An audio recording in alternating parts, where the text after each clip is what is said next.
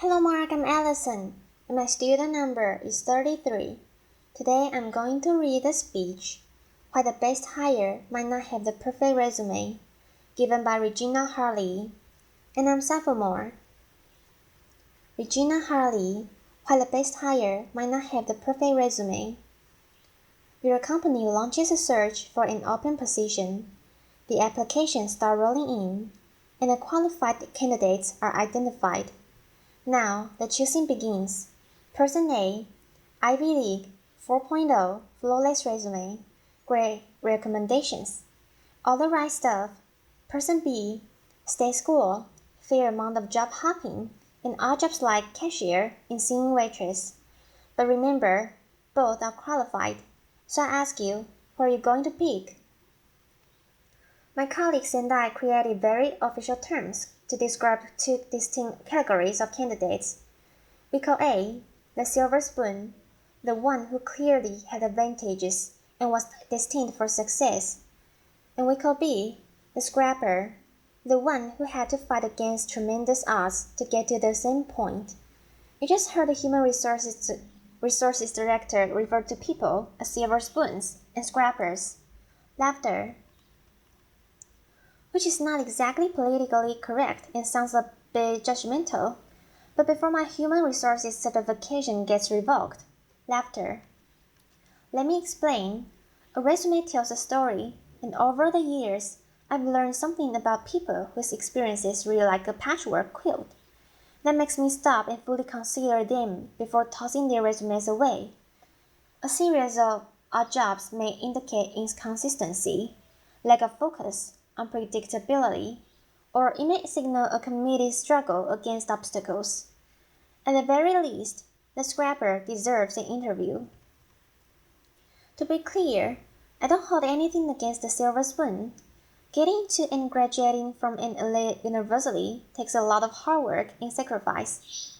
But if your whole life has been engineered toward success, how will you handle the tough times? One person I hired felt that because he attended an elite university, there were certain assignments that were beneath him, like temporarily doing manual labor to better understand an operation. Eventually, he quit. But on the flip side, what happens when your whole life is destined for failure and you actually succeed? I want to urge you to interview the scrapper. I know a lot about this because I am a scrapper. Before I was born, my father was diagnosed with paranoid schizophrenia, and he couldn't hold a job in spite of his brilliance. Our lives were one part cuckoo's nest, one part awakenings, and one part a beautiful mind. Laughter. I'm the fourth of five children raised by a single mother in a rough neighborhood in Brooklyn, New York. We never owned a home, a car, a washing machine, and for most of my childhood, we didn't even have a telephone. So I was highly motivated to understand the relationship between business success, and scrappers, because my life could easily have turned out very differently. As I make successful business people and read profiles of high-powered leaders, I noticed some commonality. Many of them had experienced early hardships, anywhere from poverty, abandonment, death of a parent while young, to learning disabilities, alcoholism, and violence. The conventional thinking has been that trauma leads to distress, and there's been a lot of focus on the resulting dysfunction. But during studies of dysfunction, data revealed an unexpected insight that even the worst circumstances can result in growth and transformation. A remarkable and counterintuitive phenomenon has been discovered, which scientists call post-traumatic growth.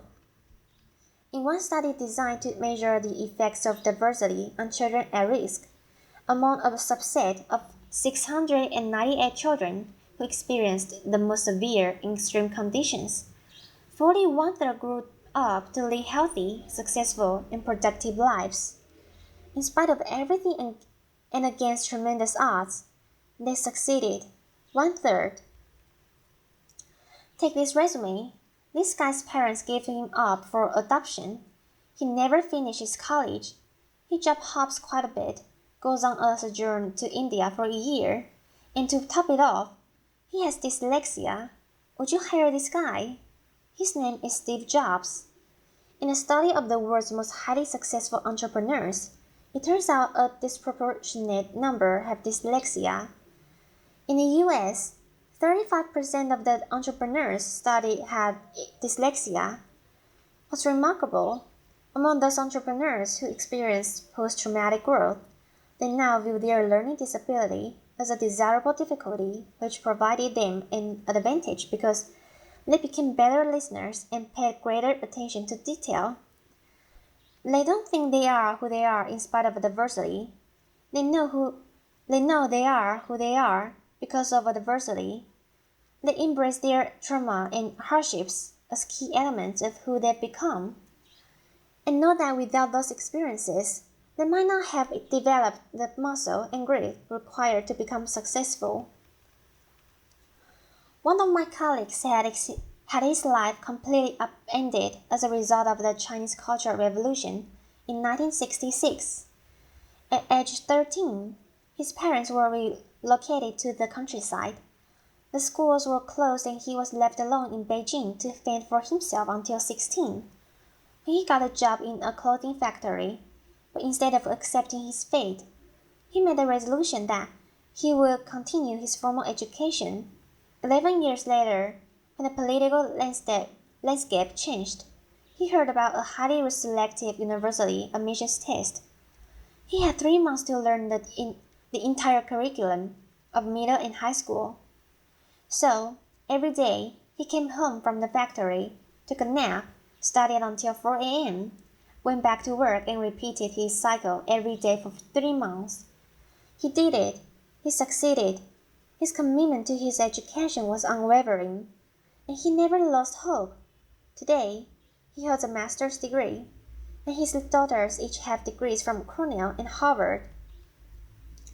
Scrappers are propelled by the belief that the only person you have full control over is yourself.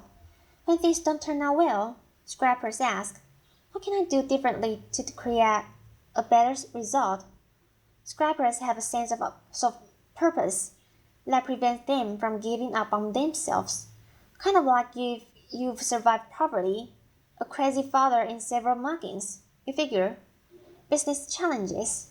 Laughter. Really? Piece of cake. I got this. Laughter. And that reminds me, humor.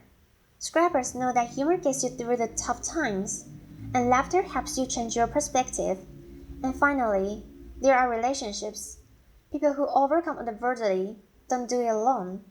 Somewhere along the way, they find people who bring out the best in them and who are invested in their success. Having someone you can count on no matter what is essential to overcoming adversity. I was lucky.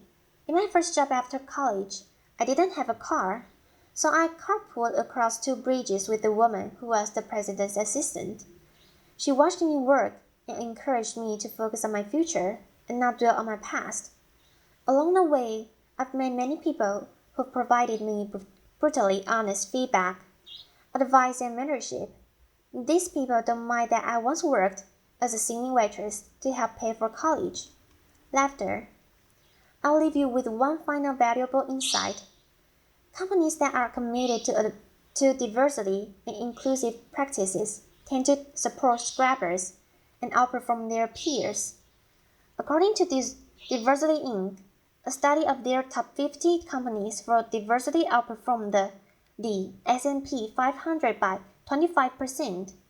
So back to my original question, who are you going to bet on? Silver spoon or scrapper?